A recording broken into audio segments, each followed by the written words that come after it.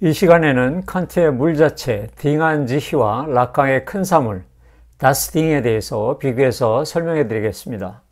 그런데 사물은 독일어의 다스딩, 프랑스어로는 라쇼즈라고 쓰는데요.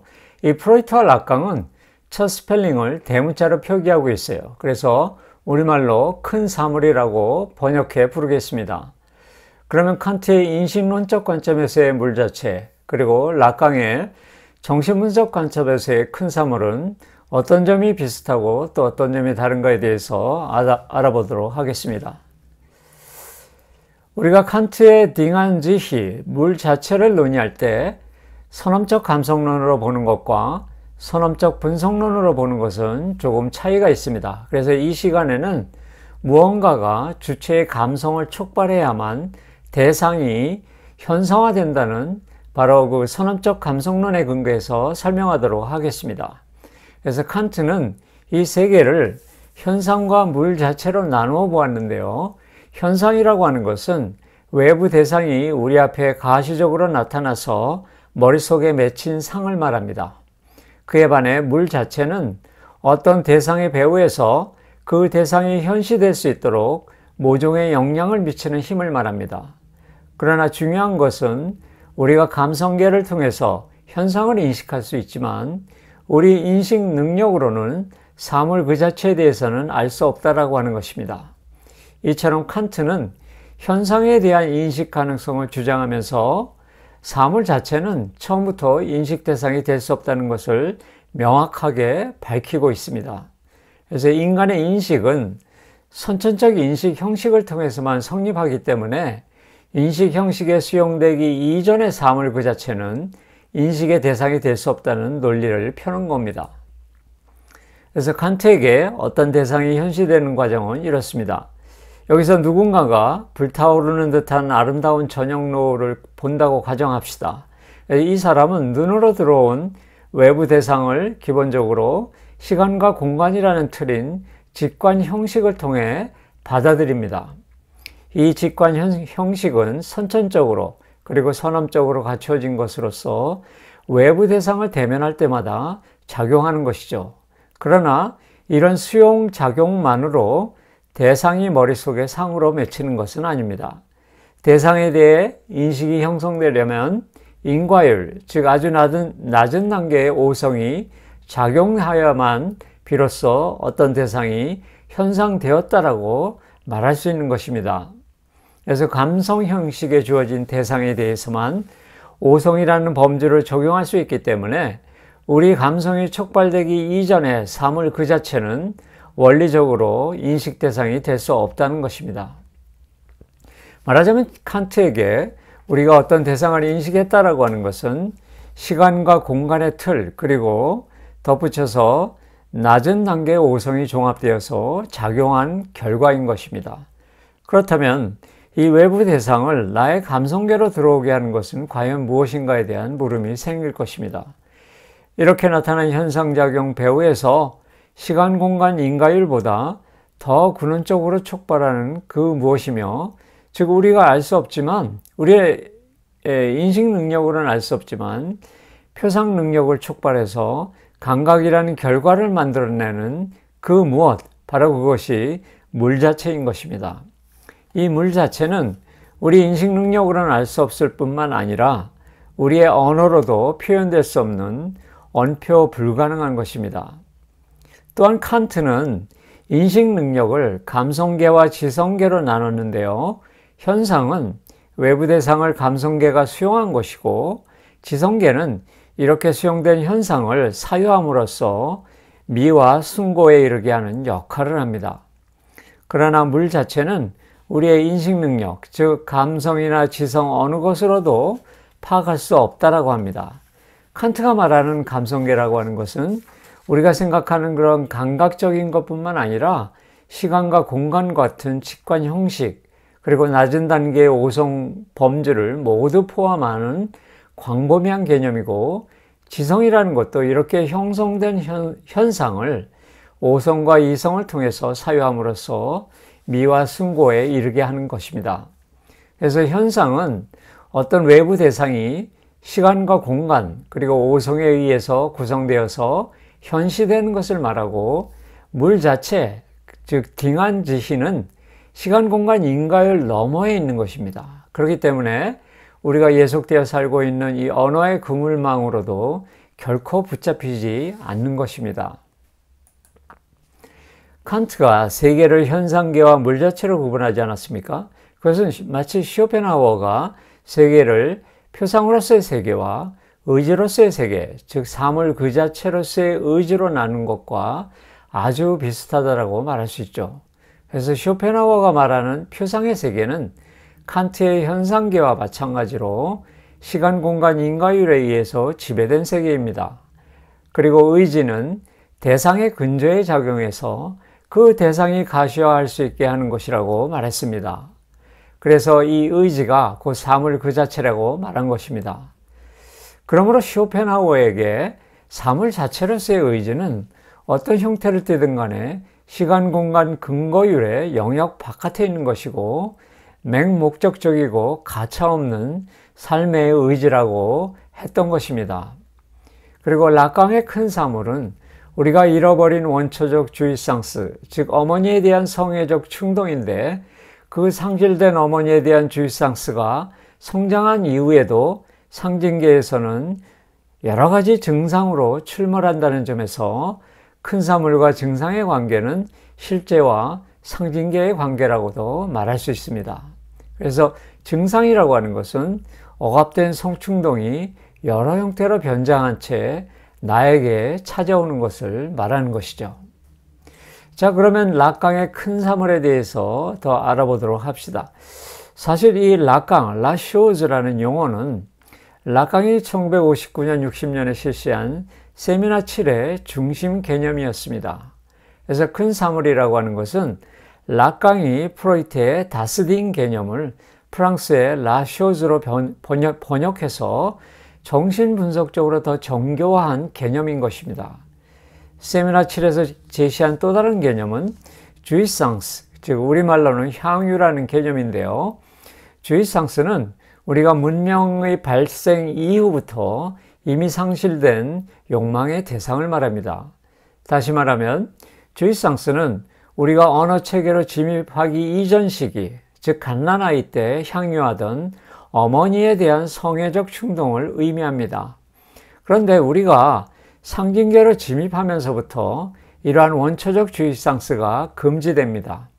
상징계는 주체에게 쾌락보다는 현실적 조건이 더 위에 있다는 것을 알려주고, 그것을 사회의 법, 즉 르농드베어, 아버지의 이름을 적용해서 주의상스주의를 맴돌게 할 뿐이지 거기에 결코 도달하지 못하게 만듭니다.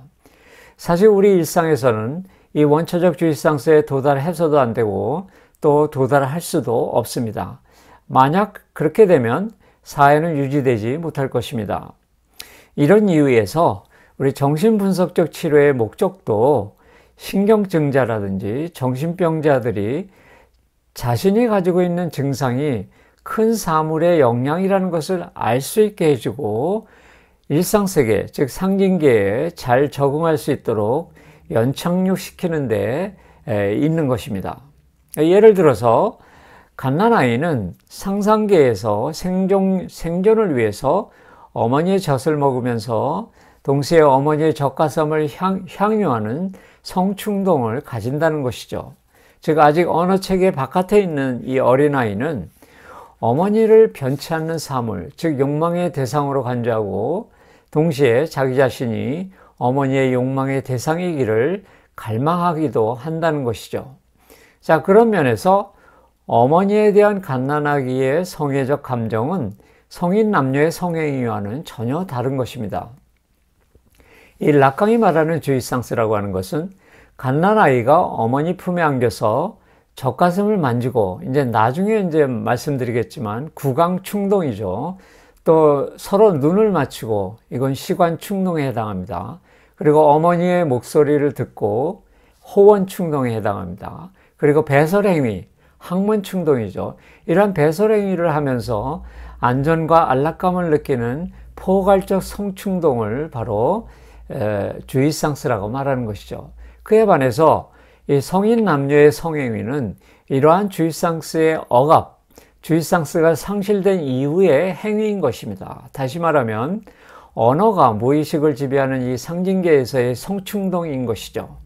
이러한 성행위는 어머니 주의상스를 대신하는 대리 만족으로서의 성행위에 지나지 않습니다. 그래서 프로이트는 성인 남녀의 성행위를 문명에 의해 주의상스가 억압되었기 때문에 그 대체물로 선택하는 상징적 행위에 지나지 않는 것이라고 주장했던 것입니다. 그래서 결코 이 원초적 주의상스에 도달하지 못한다고 본 것입니다. 다시 말하면 어머니에 대한 원초적 주의상스는 락강의 상징계, 상상계, 실제계 중에서 실제에 해당하고 성인 남녀의 성행위는 상징계의 영향권에 있다라고 본 것입니다. 그래서 정신분석은 기본적으로 주의상스, 즉 큰 사물이 억압되어 있다는 것을 전제로 해서 시작하는 것입니다. 즉 갓난아이가 언어체계, 즉 상징계로 침입하면서 아버지의 이름에 의해 쾌락이 거세되고 어머니에 대한 성충동, 즉 주의상스를 기본적으로 상실하게 되었다는 사실을 전제로 하고 시작되는 것입니다. 아버지의 이름을 대타자라고도 하는데요. 우선 타자라고 하는 것은 자기 말고 모든 것을 타자라고 합니다. 그리고 대타자라고 하는 것은 세계에 있는 모든 기표들의 집합을 말합니다. 무슨 뜻이냐면 우리가 사는 일상은 언어적 그물망으로 이루어진 상징계이죠. 이러한 일상에서는 기표들로 짜여진 법과 사회적인 법과 국가 체제 그리고 사회 집단의 모든 질서, 계에 예속되어 살아가는 것을 말합니다. 이렇게 우리가 우리 자신이 만들어 놓은 언어적 기표들에 의해서 지배되어 살아간다는 의미에서 이들을, 나를 구속하는 모든 이들을 대타자라고 부르는 것입니다. 그리고 우리는 문명 속의 주체로 살아가기 위해서는 어쩔 수 없이 큰 사물, 즉 어머니에 대한 원초적 주의상스를 의도적으로 억압하고 추방하고 또 대타자가 만들어온 언어의 그물망 속에서 살아가야 합니다. 또한 이 억압된 큰 사물을 언어처럼 구조화된 우리의 무의식 속에 꽁꽁 숨겨놓고 있어야 하는 것입니다. 다시 정리하면 이렇습니다. 주의상스를 상실한 우리는 이 언어체계, 즉 상징계로 침입하면서 자기가 생존하기 위해서 주체라는 자리를 획득하려고 합니다. 그러나 락강에 의하면 언어체계라고 하는 것은 기표와 기의로 구성되어 있는데 언제나 무의식적인 영역에 해당하는 이 기표들이 의식적인 영역에 해당하는 기의에 비해서 항상 우위에 선다라고 주장을 하는 것입니다. 그래서 인간은 언어의 세계로 침입한 이후에 지금까지 언제나 확정된 의미를 붙잡지 못한 채 끊임없이 부여하는 수많은 기표들의 연쇄 속에서 끊임없이 미끄러지면서 살 수밖에 없다라고 하는 것입니다. 그래서 이 자아라고 하는 것은 기표와 기표 사이에서 어떤 확정된 기의를 붙잡지 못하고 마침내 분열된다는 것이죠. 결국은 인간은 자신의 신체 일부를 대타자에게 떼어내어 주면서도 이 언어체계 내에서 온전한 주체가 아니라 분열된 주체라는 자리밖에는 차지하지 못한다라고 하는 것입니다. 그래서 분열된 주체를 우리가 빗금친 S로 표현했던 것입니다. 이 주체가 분열되었다라고 하는 것은 나라는 주체가 언어에 의해서 완전히 거세되었다는 것, 즉 나의 쾌락이 완전히 거세되었다는 것이고 나의 주의상스가 완전히 상실되었다는 것을 의미합니다. 바꿔 말하면 이 주의상스는 상징계 내부로 들어올 수 없다는 얘기가 되겠죠. 자, 이렇게 우리는 상징계로 들어오면서 최초의 성충동 대상이었던 어머니, 즉 주의상스를 상실하게 됩니다. 그래서 락강에 있어서 원초적 주의상스를 대문자 라 쇼즈라고 쓴다고 해서 우리는 큰 사물이라고 번역하는 것입니다. 그리고 락강이 1969년 세미나에서 제시했던 대상 아와 잉여 주의상스는 완전히 상실된 원초적 주의상스, 즉 큰 사물을 그 기본적인 성격은 다르지만 상징계에서도 부분적으로 향유할 수 있다라고 재해석했던 것입니다. 그런데 우리는 나의 전 생애를 상징계에서 보내면서 이 상실된 큰 사물이 예기치 않은 때 혹은 예기치 않은 장소에서 다양한 증상의 형태로 빈번하게 출몰한다는 것이죠.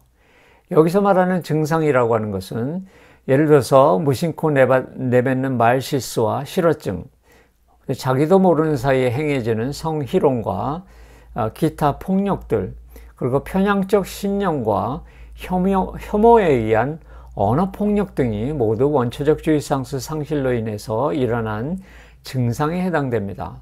다시 말하면 증상이라고 하는 것은 무의식적 억압이 자신의 언어의 내적 한계에 이르면서 자아가 불완전하게 어떤 큰 사물을 향유하는 데서 나오는 고통이라고 말할 수 있습니다.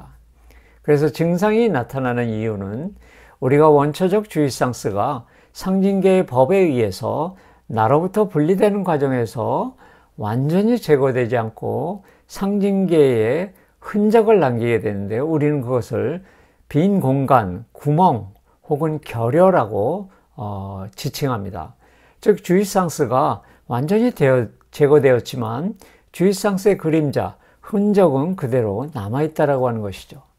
그 큰 사물, 그 주의상스를 상징계에서 떼어낼 때 생긴 구멍, 틈, 빈 공간, 흔적이 바로 증상을 야기하는 장소입니다. 그 구멍을 배회하는 대표적인 부분 충동이 바로 락강이 말하는 네 가지 충동인데 구강 충동, 항문 충동, 시관 충동, 그리고 호원 충동이죠.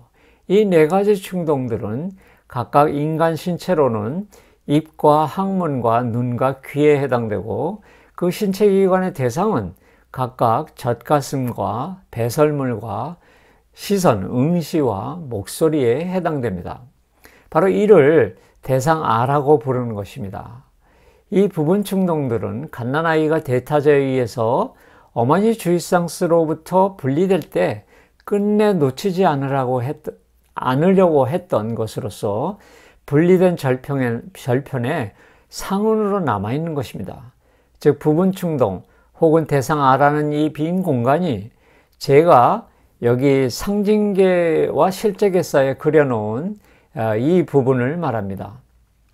그런데 사실은 이 빈 공간은 상징계와 실제계 사이에만 관여되는 것이 아니고 정확하게 그리려면 위에 제가 다시 그린 것처럼 이 상징계와 상상계, 실제계는 서로 이렇게 맞물려 있는 것입니다. 모두 겹치는 그 가운데에 대상아를 그려 넣어야 정확한 것입니다. 그래서 락강은 1963년 세미나 16과 17부터는 세미나 7에서 사용하던 라쇼즈, 큰 사물이라는 용어를 사용하지 않고 오브제 뿌띠따, 대상아를 말합니다. 우리말로 대상아라는 용어를 쓰기 시작했는데요. 이 대상아는 욕망의 근본 원인으로서 욕동에 의해, 이 욕동이라는 것은 그 욕망과 충동의 그 합성어입니다.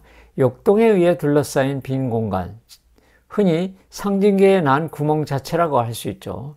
따라서 큰 사물을 설명하는 이 시간에는 큰 사물, 원초적 주의상스, 대상아, 잉여 주의상스를 모두 포괄적으로 우리가 실제에 해당하는 의미로 사용하도록 하겠습니다. 자, 욕동, 욕망과 충동의 합성어죠. 혹은 이 부분 충동 개념은 프로이트는 구강 충동과 항문 충동 두 개만을 제시했고 락강은 거기에 덧붙여서 응시와 관련된 시관 충동과 침묵의 소리와 관련된 호원 충동을 제시했던 것입니다. 사실 이 네 가지 충동들은 언어 체계로 침입하기 전에 갓난아이가 어머니에 대해서 탐닉했던 그 주의상스, 성애적 행위와 맞물려 있습니다. 그리고 아이가 언어 체계, 즉 상징계로 침입하면서 어머니로부터 분리되고 그 분리된 절편에 흔적으로 남아있는 것이라고 했습니다. 그래서 어린아이는 먹고 마시고 빠는 구강 충동과 배설과 관련된 항문 충동, 그리고 엄마, 아빠, 기타 식구들이 시선과 응시뿐 뿐만 아니라 엄마의 목소리를 통해 쾌락을 느끼고 하는 그런 시선과 목소리를 탐닉하는 그런 단계를 거치게 됩니다. 그래서 주의상스가 상실된 이후, 즉 성장한 이후에도 이 충동들은 변형된 형태로 수시로 자기에게 출몰하게 되는 것이죠. 다만 어렸을 때와 다른 점은 성장한 이후의 충동은 이제는 더 이상 없는 것으로서의 쾌락입니다. 즉 부재와 공백의 형태로 경험하게 된다는 것이죠. 그래서 락강은 이를 대상아라고 부르고, 이 대상아는 원초적 주의상스, 어머니, 다시 말하면 큰 사물을 대신하는 부분적인 대상이라는 뜻입니다. 그래서 젖가슴과 배설물과 응시와 목소리는 잃어버린 어머니, 큰 사물을 부분적으로 표상한 것이다, 이렇게 생각하시면 될 것입니다. 이 중에서 시관 충동과 호원 충동은 전적인 육체적 현상이 아니라 정신과 육체의 중간 영역에서 일어납니다. 그래서 이들 충동들이 실제의 영향을 받기 때문이죠. 그래서 이 대상아, 오브젝티브는 인간이 원초적 주의상스로부터 분리될 때 상징계에 낸 구멍에 위치해 있으면서 고통받는 쾌락을 경험하게 됩니다. 즉 대상아는 실제, 큰 사물, 어머니의 원초적 주의상스와 같은 그러한 가장 근원적으로 상실된 것을 대표하는 부분 대상인 것입니다. 그래서 큰 사물 혹은 주의상스는 부분 대상, 즉 대상아와 잉여 주의상스와 같은 증상으로 변형돼서 다시 성장 후에 출몰하는 것입니다. 그런 면에서 이 대상아와 잉여 주의상스라 하는 것도 실제의 영향권 하에 있는 것입니다. 실제라고 하는 것은 우리가 엄표 불가능한 것이라고 했죠. 자, 락강은 이 큰 사물 혹은 대상아가 출몰하는 예를 에드와르 뭉크의 이 절규라는 그림을 통해서 해석하고 있습니다. 여기서 고요한 배경 속에 있는 사람이 손으로 양쪽 귀를 막고 일그러진 입으로 울부짖고 있는 장면이 나옵니다. 이것은 그가 바로 큰 사물, 즉 상실한 주의상스로부터 들려오는 르 실랑스 합설리, 절대적 침묵을 듣고 있기 때문이라고 락강은 해석했습니다. 침묵이라고 하는 것은 부재와 공백으로서의 소리입니다. 이 침묵은 실제계, 주의상스 혹은 죽음 충동으로부터 나오는 소리이기 때문에 우리의 일상 세계, 즉 상징계에서 나는 소리와는 아주 다른 의미를 갖고 절대 언어로 의미화할 수 없는 소리인 것입니다. 그리고 이 그림에서 나오는 인물도 여자인지 남자인지 알 수 없게 그렸던 것입니다. 사실은 실제 이 작가인 뭉크의 일기에 의하면 중심 인물이 귀를 막고 외치는 이유가 자연으로부터 들려오는 웅대하고 무한한 외침 때문이라고 말했지만, 락강은 이거를 중심 인물이 귀를 막고 외치는 이유가 절대적 침묵 때문이라고 해석했던 것입니다. 이 절대적 침묵이란 다시 말하면 실제, 즉 큰 사물로부터 나온 침묵으로서의 목소리, 다시 말하면 부재와 공백의 형태로 들리는 외침인 것입니다. 그런데 이 침묵의 목소리는 나와 가장 가까이 있던 이웃이라는 존재가 내는 목소리이기도 합니다. 사실 그녀의 머리 뒤로 무심하게 뒤도 돌아보지 않고 멀어져 가는 두 사람이 있죠. 그 이웃은 언제나 나와 함께 여기에 있던 사람들인 것입니다. 이 두 사람은 바로 프로이트가 말하는 네벤멘시, 이웃이라는 독일어의 의미죠. 또 락강은 이를 프로센, 프랑스의 이웃이라는 말이죠. 프로센이라고 했습니다. 이는 무엇인가 하면 나의 외부에 있지만 항상 나의 가장 내밀한 곳에 오랫동안 방치해 두었던 이웃인 것입니다. 그게 바로 큰 사물, 어머니에 대한 성애적 감정, 대상아, 상실된 주의상스라고 말할 수 있겠죠.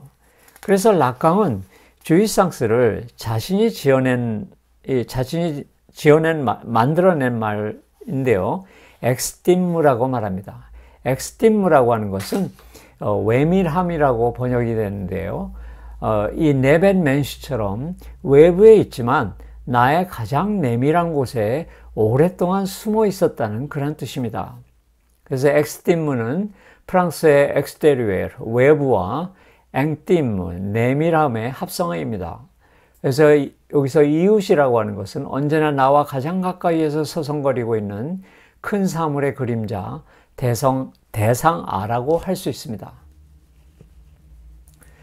자, 그리고 라칸과 프로이트는 독일어의 die Sache와 das Ding을 구분했는데요. 라칸은 Sach를 상징계에서 사물 표상이고 상징적 함의를 담고 있는 것이기 때문에 우리가 말하는 큰 사물과 다르다라고 주장합니다. 결국 큰 사물, das Ding 혹은 la chose는 결코 언어로 의미화되지 않는 의미화 너머의 실제의 사물이라고 하는 것입니다. 이처럼 라칸의 큰 사물은 상징계 너머의 것, 우리가 알 수 없는 어떤 것, 언어로는 도저히 붙잡히지 않는 것이라는 면에서 칸트의 딩한지와 유사한 측면이 있습니다. 다시 정리하면 이 칸트가 말하는 현상계는 사실 라칸에 있어서 상징계에 해당된다고 말할 수 있습니다. 즉 언어에 의해서 지배되는 우리 일상세계, 기표의 연세에 의해서 지배되는 우리 일상적 세계에 해당되는 것이죠.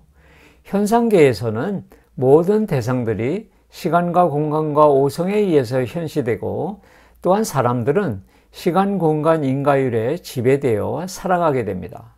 마찬가지로 정신분석 관점에서 보면 상징계를 살아가는 우리는 사물 자체의 주의상스를 거세당한 채 대타자, 즉 기표의 의미와 사슬에 의해서 예속되어 살아가는 것과 마찬가지입니다. 단지 영원히 상실될 줄만 알았던 큰 사물은 이러저러한 증상으로 내 생애 전체에 걸쳐서 빈번하게 출몰할 뿐입니다. 칸트는 물 자체가 우리의 인식 능력으로는 알 수 없을 뿐이지 모든 대상들을 현상케 한다는 점, 즉 무엇을 촉발하게 하는 것이라는 점에서 현상과 물 자체는 별개의 독립된 것이 아니라 물 자체와 현상은 바로 동일한 대상에 대한 물 자체와 현상이라고 하는 것입니다. 우리의 인식 능력으로는 무엇이라 말할 수 없다고 해서 물 자체가 존재하지 않는다라고 할 수는 없는 것입니다. 그래서 라칸이 말하는 어머니 주의상스, 큰 사물도 물 자체와 마찬가지로 언표 불가능한 것입니다. 다만 상징계와 실제 사이에 난 빈 공간에서 다양한 증상으로 일어나는 부분 충동, 대상아, 잉여 주의상스와 같이 상징인지 실제인지 불분명한 존재를 통해 미루어 짐작할 수 있을 뿐입니다. 그래서 물 자체와 큰 사물의 공통점은 우리가 직접적으로 대변할 수 없고 언표 불가능하다는 점입니다. 그러나 물 자체와 큰 사물 모두 인간과 세계에 영향을 미치고 있기 때문에 우리의 내면 맨시로서 엄연히 존재하는 것입니다.